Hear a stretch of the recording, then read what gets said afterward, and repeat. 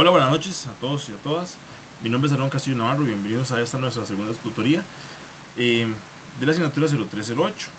Vamos a compartir pantalla para ir avanzando con esto.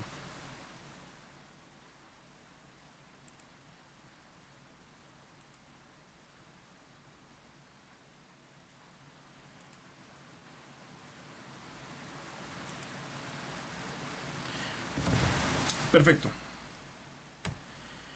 El día de hoy vamos a ver unos temas muy interesantes en lo que es la administración educativa, que pues a mi concepto como administrador, yo trabajo como director de un colegio, son muy importantes.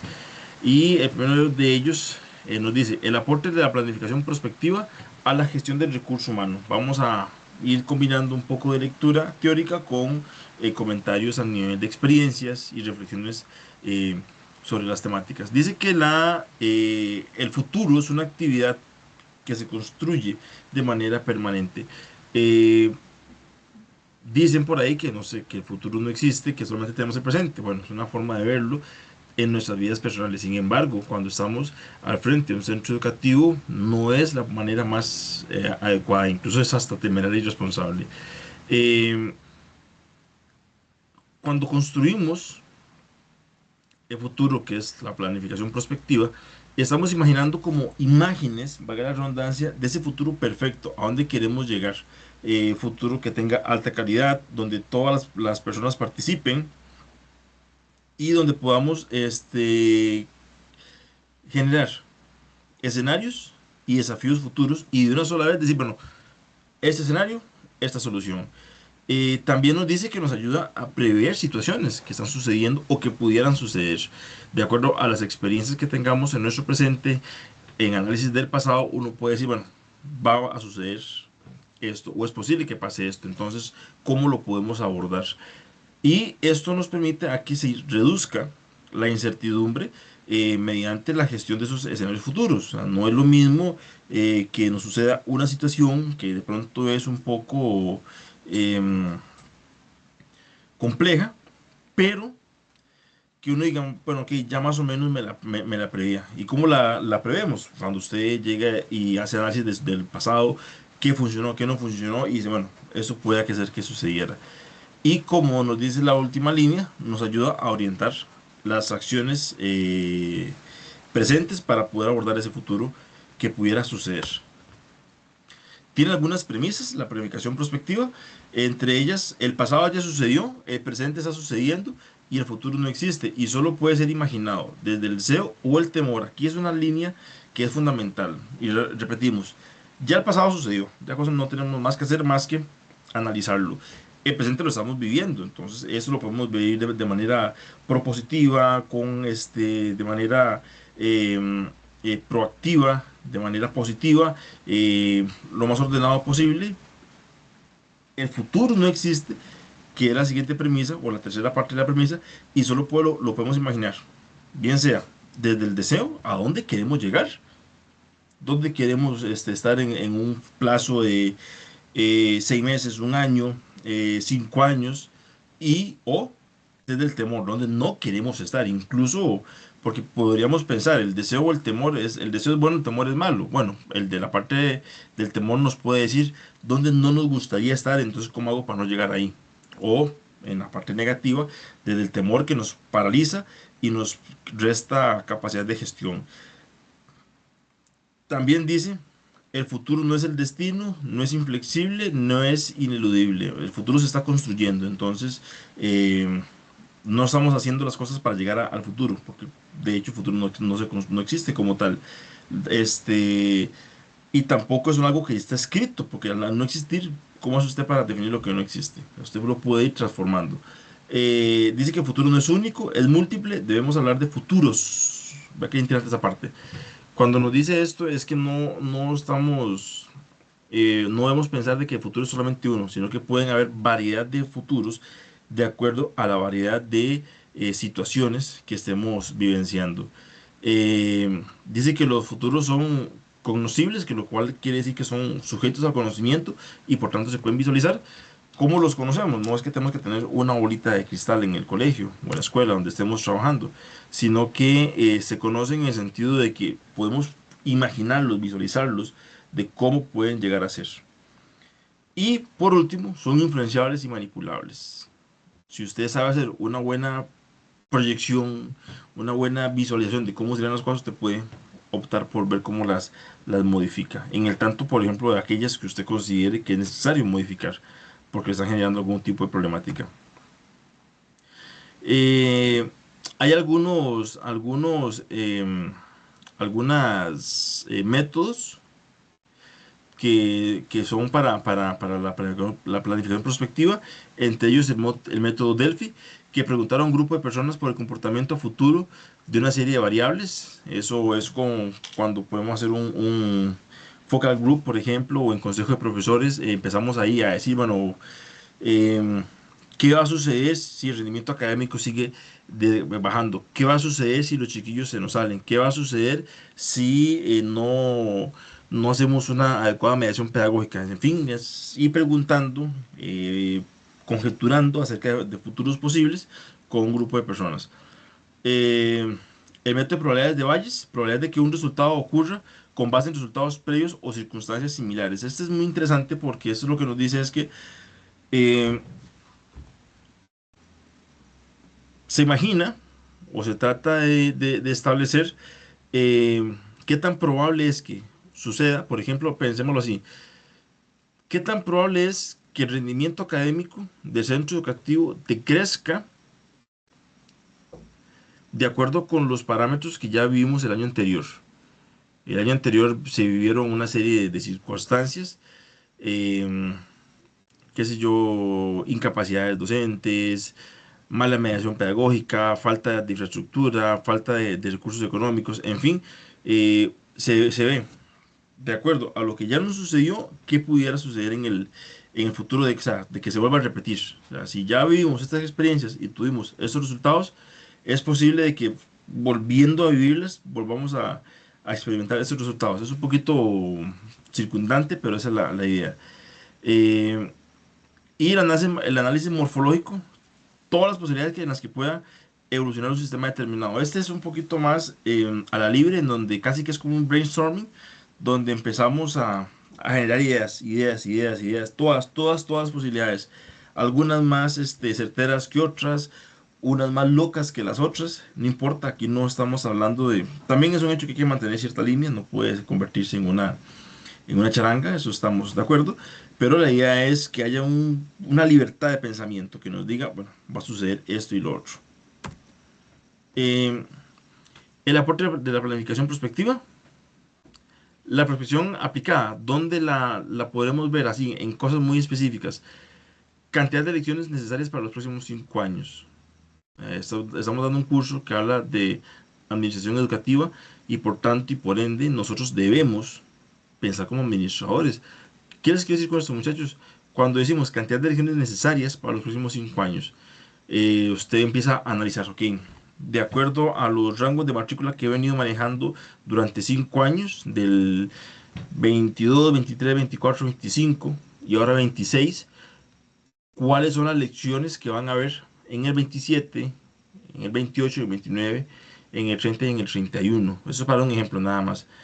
eh, Vamos a tener un aumento en la matrícula, vamos a tener un deceso, un decrecimiento en la matrícula, por lo cual nos va a afectar la cantidad de lecciones para los docentes propietarios, para los docentes interinos, especialidades o servicios necesarios en los siguientes años.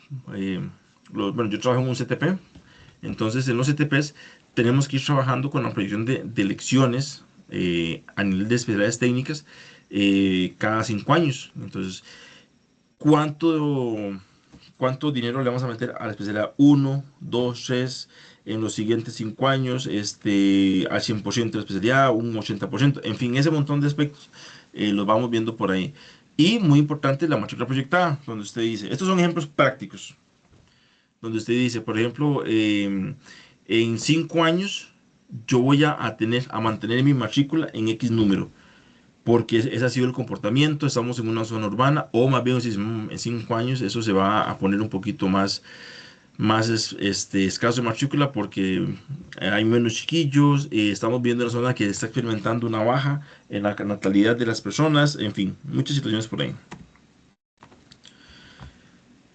La prospección, ¿para qué nos invita? Bueno, o para qué nos sirve, para ser precavidos, para tener, sin reaccionar sobre alarmado al futuro, tomar las previsiones del caso, eh, analizar medidas para evitar daños, o sea, que no es que cada día es un nuevo día y cada día es, dice la Biblia por ahí, la gracia de Dios, que siempre va a ser la gracia de Dios, efectivamente, pero que no nos pase que cada día es un nuevo día y cada día es a lo que salga, ¿verdad? No, tiene que venir dándose una serie de aspectos que nos ayuden a trabajar bien, a aprovechar oportunidades, eh, reflexionar sobre los futuros, y pongamos siempre la S, sobre los posibles escenarios que podríamos tener, eh, comprender el presente y las consecuencias de nuestros actos es importantísimo. O sea, lo que estamos viviendo hoy, bueno o malo, ustedes verán, tanto a nivel personal como a nivel de centro educativo, lo que se está viendo hoy, bueno o malo, es el resultado de acciones que sucedieron 1 o 2 años anteriores. Nunca fue lo que pasó ayer, o sea, siempre es acciones de larga data. Y pensar en el futuro debe instaurarse en las sociedades. Creo que eso está más de decirlo, que no podemos vivir solamente al día, sino que tenemos que ir pensando en qué sucede cada día. Perdón, no tenemos que pensar solamente en el día, sino cómo nuestras acciones van a ir afectando el futuro. Ahora, brincamos a otro temita, que es el entorno laboral saludable en las instituciones educativas. ¿Por qué es clave tener un lugar saludable? Bueno, porque aporta bienestar físico, mental y social del docente, mejora la productividad, motivación y calidad de vida. Es una responsabilidad compartida entre docentes, directivos y comunidad. Un entorno laboral saludable va más allá de lo físico, incluye los factores psicológicos, sociales, organizacionales y comunitarios. Y es un enfoque proceso, perdón, es un proceso de mejora continua con enfoque integral. Aquí hay varias cosas que queremos hablar. Ok. eh, un entorno saludable tiene que no solamente, hay como muchos aspectos, está lo que es la parte física, un colegio bonito, una escuela bonita, bien pintado, eso genera un ambiente distinto. eh, que por ejemplo, desde los servicios básicos, que siempre haya agua, haya luz, que haya aseo, eso nos metemos en la parte física, en la parte de salud física, ¿verdad? Evidentemente, a nivel mental y social del docente, eso es bastante complejo, porque la salud mental es un tema que es muy complicado de manejar, pues, en el sentido de que pues cada quien tiene su definición, pero tratar en la medida de lo posible que como administrativos pues podamos mantener el centro educativo de forma tal que no se genere un ambiente tóxico, como se dice ahora, un ambiente pesado. Profe, pero es que a veces es complicado con la gente, sí es complicado, ser director es complicado porque se tiene que equilibrar muchas cosas, pero es parte de la magia de esto. Eh, Mejora la productividad, la motivación y la calidad de vida. Evidentemente no podemos tener un centro educativo que complazca a todas las personas, es un hecho que no se puede.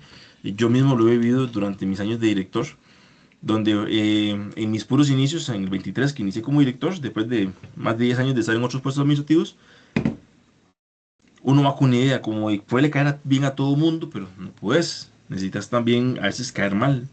Necesitas, como quien dice, socar la faja a veces, sin ser grosero, sin ser déspota, pero necesitas a veces pasar de ser el líder a ser el jefe, de ser un líder carismático a un líder autoritario. O sea, en fin, tiene que ir manejando muchos momentos de acuerdo a la situación que esté viviendo en ese instante el centro educativo, pero siempre manteniendo en mente algo, que las acciones que usted haga no denigren al ser humano que está enfrente suyo, aunque tal vez lo que usted está haciendo no le guste porque lo saca de una zona de confort, lo confronta a algo, no falta de respeto, importantísimo, y siempre que lo que usted está haciendo sea en pro de mejorar el servicio educativo, la vida de los estudiantes, sus estudiantes, que son su responsabilidad, y que el profe pueda hacer una mejor versión de sí mismo.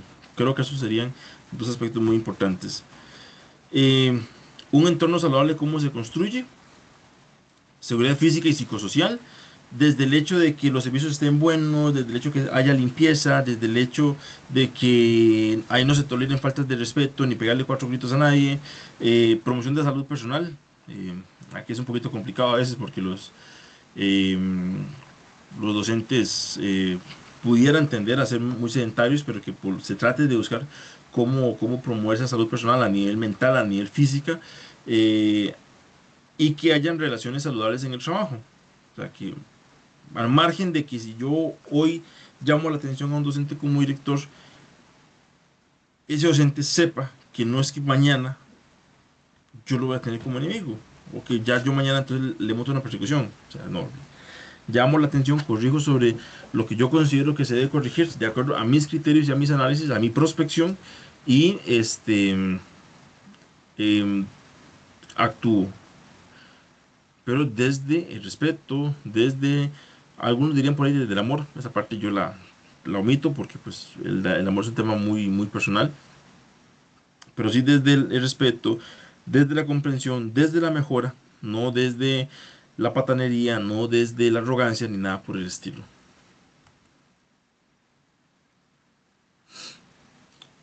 Ok, en los riesgos psicosociales hay condiciones organizativas, emocionales y sociales que afectan la salud del trabajador, en este caso el docente. Incluyen mala organización, comunicación deficiente, cultura institucional tóxica, temor al despido, acoso, entre otros. Eh, algunos factores, algunos tipos de factores de riesgo psicosocial, eh, contenido del trabajo, tareas repetitivas, ritmo intenso. Aquí hay veces que en el ministerio nos suelen pedir muchas cosas de hoy para mañana, ya es un tema que pues nosotros no podemos controlar, pero que en la medida de lo posible, cuando usted le pide al docente algo, no sea que le esté pidiendo lo mismo una y otra vez, una y otra vez, una y otra vez, o que le pida hoy una cosa, mañana la otra, paso mañana la segunda. Yo creo mucho que al docente hay que irle pidiendo las cosas conforme son necesarias y los documentos que no son necesarios, que yo los puedo buscar de otra manera, no se piden porque es redundar. Eh, lo que es la parte de organización del trabajo, horarios extensos, poco control, bueno, aquí en educación se trabaja un poquito diferente porque evidentemente los horarios son los horarios de acuerdo a la carga curricular de la persona, pero que sí sean lo más adecuados posibles, que no vayan a generar desgaste en la persona más allá de necesario. En la parte de relaciones sociales, conflictos, discriminación, en el estilo del liderazgo, el autoritario o indiferente, ambiente, que haya ruidos, que haya hacinamiento, que haya suciedad, en fin, es un montón de aspectos que nos pueden afectar a nivel psicosocial. Algunas consecuencias, estrés, ansiedad, que es hoy día, de hecho, hay artículos que dicen que el estrés y la ansiedad y la depresión están siendo uno de los grandes factores por los cuales las personas se están incapacitando en este momento a nivel de Ministerio de Educación Pública. Enfermedades físicas, aquí nos menciona la parte cardiovascular, gastrointestinal, trastornos mentales, entre otros. Y disminución de la calidad educativa y del bienestar institucional. Un docente quemado es un docente que no rinde, es un docente que le dice cuatro tonteras a un chiquillo porque lo ofende, porque lo insulta, porque está muy alterado. En la parte de factores subjetivos y percepción, dice esta línea, leámosla. La forma en la que el docente percibe su entorno influye en su nivel de estrés y su salud mental. La hiperburocracia y la mercantilización agravan la experiencia docente. Vamos, aquí dos ideas poderosas. La primera, la forma en la que el docente percibe su entorno influye en su nivel de estrés y salud mental. Aquí hay tela que cortar, porque por ejemplo, yo puedo percibir que mi director hace un ambiente feo, porque yo lo estoy percibiendo así.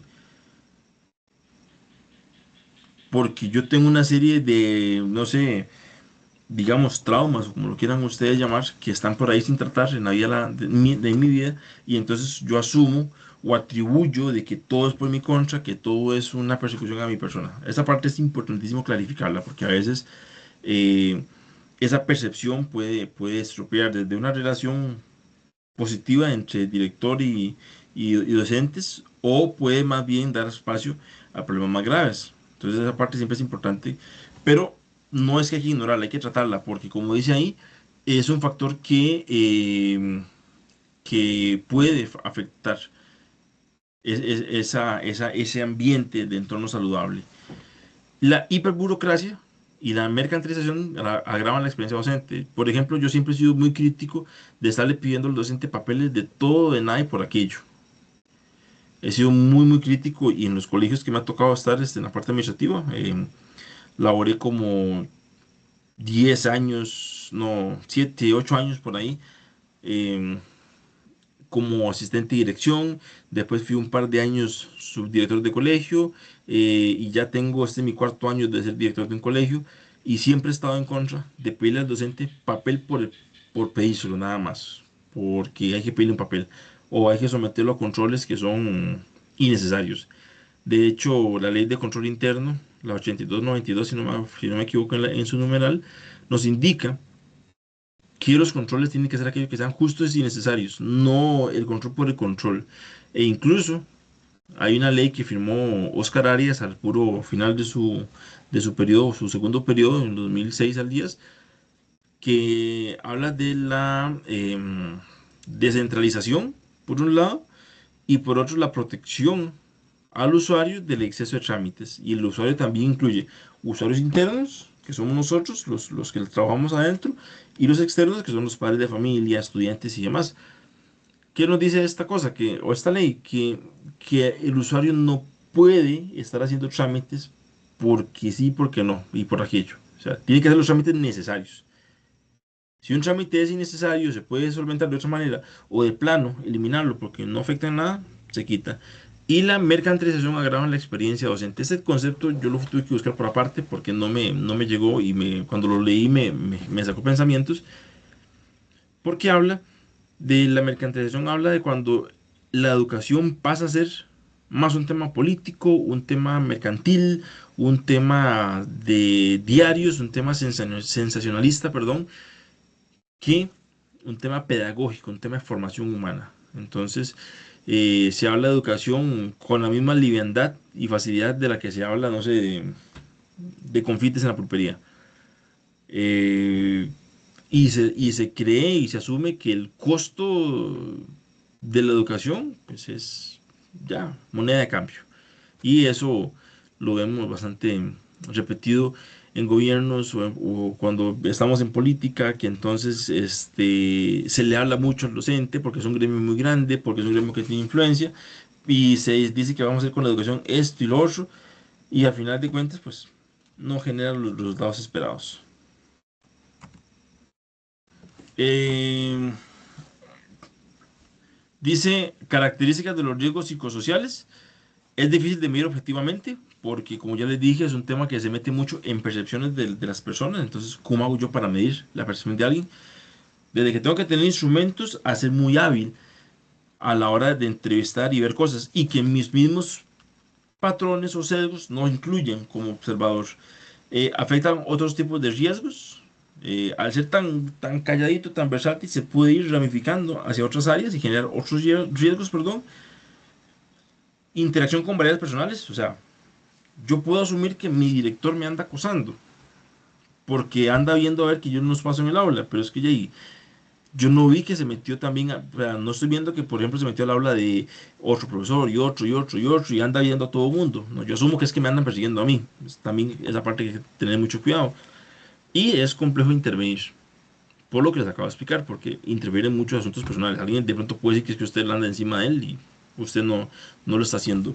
O al menos no de manera intencional. O sea, anda vigilando varias personas y tal vez ese docente que te está generando ese problema es porque ya te han dicho cosas y usted quiere ir a ver qué está pasando con él para poderlo realimentar de manera positiva y no ponerlo en una situación pues, complicada y compleja de manera innecesaria. Eh, Urge implementar acciones participativas para promover el bienestar docente, desde las reunioncitas mensuales que tenemos que hacer, ahí sacar el espacio para hacer un cafecito, sacar el espacio para compartir un ratito. En las acciones periódicas y en las acciones diarias es el hecho de, desde la salud, buenos días, buenas tardes, muchas gracias, con permiso, usted me permite un momento, dígame cómo está X tema, sin buscar elevar la voz, sin hacer comentarios hirientes, sin tener que de pronto decir una grosería. Tal vez no es porque usted dijo una palabrota, pero sí es un comentario que es hiriente, que se sabe que va con la intención de generar daño. Y fomentar programas preventivos y apoyo institucional constante. Lo que les dije hace un rato. programar reunioncitas para capacitaciones, programamos una reunioncita para hablar de temas, pero más que todo queremos hacer un momento de compartir, compartimos un chicharroncito, compartimos unos fresquitos, no licor, no podemos tomar en el centro educativo, tengámoslo siempre presente. eh, Compartamos un fresquito, un cafecito, hablemos ya un poquito más relajado, tal vez no tan serios, pero sí, hablemos un poquito más relajado.